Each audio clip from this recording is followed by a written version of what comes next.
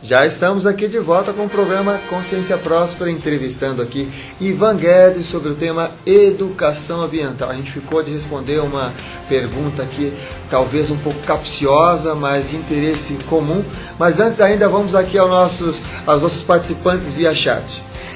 O Felipe aqui de Souza diz assim, boa noite, e comenta, sustentabilidade virou jargão, né?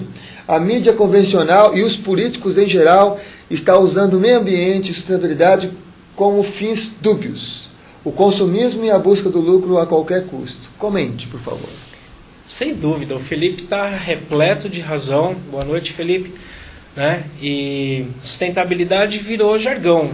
Todo mundo fala de sustentabilidade. Todo mundo que ouviu falar e que leu alguma coisa ou que viu alguma coisa no programa de ecologia, de repente resolveu virar ambientalista e salvar o planeta.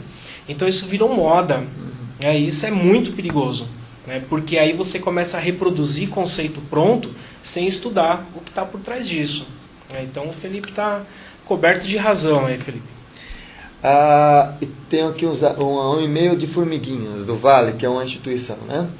Um trabalho de formiguinhas, diz lá, na conscientização da sociedade do que se quer para filhos e netos, essa perspectiva, né, do futuro. Pode comentar também? Claro, é um trabalho de formiguinhas porque ele é praticamente boca a boca. Né? Agora nós temos essa rede, agora nós temos a web, agora nós temos essa rede interconectada, onde a gente pode, de formiguinhas, já, né, começar um trabalho diferente da grande mídia. Porque até então a gente só escuta notícias da grande mídia e na escola a gente só vê aquilo que está impresso nos livros didáticos. Agora, com esse trabalho na web, a gente pode socializar, a gente pode globalizar informações que não estão na pauta do dia. Né? Isso incomoda muita gente. Imagino.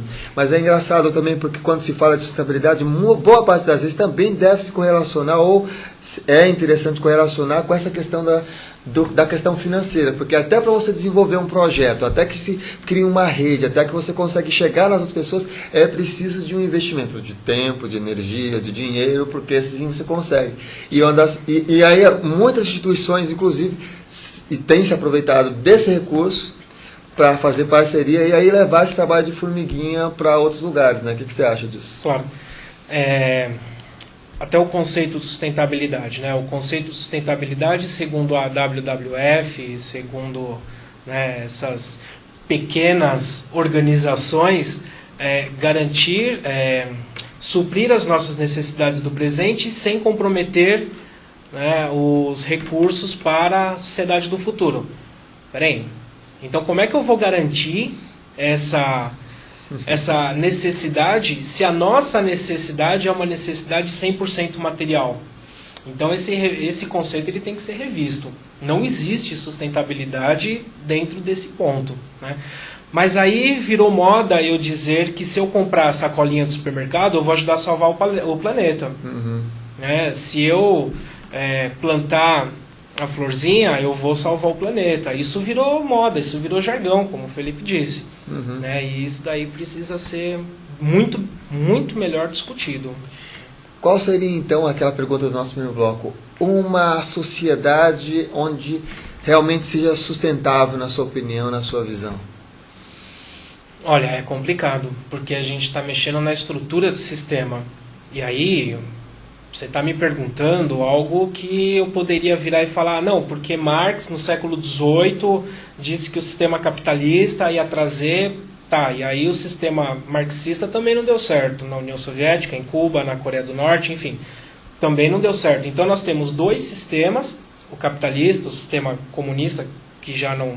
a gente pode falar que já não tem mais, mas que também é altamente poluente, explorador, assim como o capitalista. Sim. Então, é uma pergunta que ainda fica no ar. Então, se eu responder essa pergunta, eu ganho o Prêmio Nobel da Paz. Muito bem. Eu vou reinventar a sociedade. Porque não tem nenhum teórico que fale, olha, nós temos que andar nesta vertente. Agora, eu posso entrar para para uma sociedade alternativa, aí morar no alto da montanha, autossustentável, voltar aos tempos primitivos, que aí eu entro em equilíbrio. Só que aí eu acabo com o sistema capitalista. Na sua visão realística, na sua visão de experiência de vida, o que é que tem feito, o que é que nós podemos fazer em relação a esse processo que a gente vê que é intenso, que é um processo que mexe com muitas pessoas, o que é que nós podemos fazer? Então, vamos voltar para um ponto mais pessoal da coisa. O que nosso amigo internauta pode fazer, aquele que está acompanhando a nossa entrevista pode fazer, para que realmente esteja presente essa nova visão de sociedade, ou essa visão de mundo que seja mais saudável para nós seres humanos? Primeira coisa, educação. Se a nossa sociedade não tiver educação, ela não vai ser sustentável. E quando eu digo educação, eu não estou falando de estudo, de escola, de faculdade, nível superior. Não, estou falando de educação. Bom dia, você está bem? Você está legal? Está precisando de alguma coisa? Olha, reestruturar a sociedade seria primeiro reestruturar a educação. Tá? Fazer com que nós tenhamos uma sociedade educada, para que aí eu possa ter melhores condições de pensar em sustentabilidade. Não dá para eu pensar sustentabilidade e falar assim, olha, coitado do cidadão que corta cana, né, lá no interior de São Paulo, que morre, que é explorado. Então tá, vamos arrumar a casa dele? Vamos dar um salário bacana para ele? Aonde isso vai refletir? No preço do álcool. Ninguém quer pagar por isso. E aí, que sustentabilidade é essa? Que eu deixo o fulano morrendo, né, extraindo cana. Não, vamos incentivar o biocombustível, vamos parar de consumir o petróleo. E aí, eu estou consumindo álcool, que é altamente poluidor também, porque o problema não é o que sai, é o processo, a quantidade de água que aquilo gasta, o solo que ele está esgotando, a mão de obra semi-escrava que é utilizado, as crianças que estão lá no meio da plantação de cana trabalhando. Então, enquanto eu não tiver uma educação suficiente para entender esse processo e rever esse sistema ganancioso que a gente vive, vai ficar difícil falar de sustentabilidade. Primeira coisa que o nosso telespectador pode fazer, ele já está fazendo. Ele está tomando essas informações e está refletindo sobre isso. Alguma coisa pode acontecer. Uhum. Tá? Alguma coisa o nosso telespectador pode fazer para melhorar esse sistema. Prestar mais atenção nesses detalhes, o que está por trás dessa propaganda verde, dessa moda, né? E ter um pouco mais de educação, a gente precisa disso, né? Ter um pouco mais de educação, ter um pouco mais de espiritualidade, ser um pouco mais humano. Uma das coisas que a gente até tem frisado aqui, né? Que quando a gente fala de consciência é isso, né? Trazer um pouco mais a humanidade, sairmos da nossa roboticidade ou povo caixa, como já dizia um pajé antigo, que ainda dizem que eles não são sábios, que falava que a gente vivia como um povo caixa, tudo nos seus devidos quadrados para encher caixas e mais caixas, acumular caixas, né? Vou até refletir com a frase dele, que ele falava assim que aqueles que seriam os homens dessa sociedade que o Ivan está falando, vivem em casas que parecem caixas, trabalham em casas que parecem caixas e vão de uma caixa a outra em caixas que andam e são um povo caixa que vê tudo separado. Nessa questão que vê tudo separado, os indígenas têm essa questão de estar tudo ligado. E aí é que eles colocam um outro termo, que é um termo de que nós estamos ligados com o planeta, aí vem a carta do chefe Seattle que vai falar que somos parte dela. Essa conscientização também tem a ver com o processo da natureza e como que o ser humano nesse processo com a natureza pode gerar um novo olhar ou despertar um novo olhar. Muitos povos, erroneamente eu vou chamá-los de povos primitivos, tá? Mas de cara já estou falando que é um termo errado eu falar, porque muitos povos primitivos são muito mais evoluídos do que esse que nós vivenciamos hoje, tá? A condição que eles têm de se aceitar enquanto parte da natureza, isso traz um equilíbrio.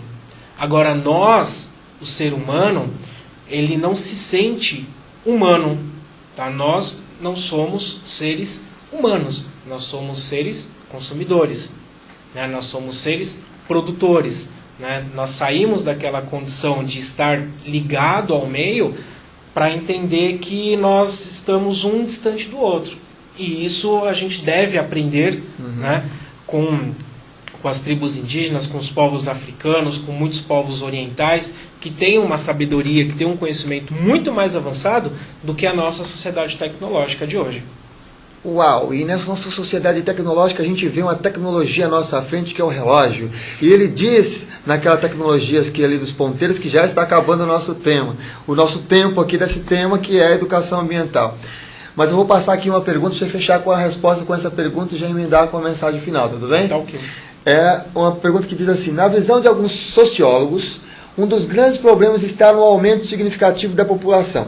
Outros afirmam que o assistencialismo ao pobre motiva-o a ter mais filhos. Pergunto: será que o mundo está capacitado para produzir e o planeta capacitado para reciclar tanto? Depende. Depende, porque isso é muito polêmica. Aí a gente está falando de uma visão malthusiana. Reduzir a população. Tá? Malthus, em 1798, se eu estiver muito enganado, falou sobre isso. Reduzir a população. E ele dizia que a miséria equilibraria, né, a população. E que o excesso de população, por causa do consumo, o excesso de população traria mais doenças, traria guerras, conflitos, enfim. Tá? Então, reduzir a população é um problema. Tá? Eu posso pensar numa política de natalidade, mas não num controle, como a China faz. Né? É importante, sim, mas o problema está no nosso consumo. Tá? Não dá para eu ter quase 7 bilhões de pessoas consumindo da mesma maneira que os 2% mais ricos do planeta consomem. Aí é uma questão de repensar a nossa estrutura, e não a quantidade de pessoas. Que também é um problema, diga-se de passagem, tá? Mas por questão de tempo. A gente já observou que nessa questão da educação ambiental existem várias problemáticas e muitas reflexões de possibilidades. Mas a gente já chegou aqui ao final do nosso tema de educação ambiental nesse programa Consciência Próxima. Vou deixar o nosso convidado aqui, já agradecendo a participação dele aqui no programa, deixando uma mensagem ali rapidinho para o nosso internauta. Final aqui dessa sua participação de hoje. Tá, joia. Eu agradeço bastante, né, a oportunidade de estar aqui conversando com vocês. Deixo à disposição todos os canais de comunicação. Posso fazer? Pode. Né? Então, quem quiser me escrever é icguedes@ig.com.br. Né?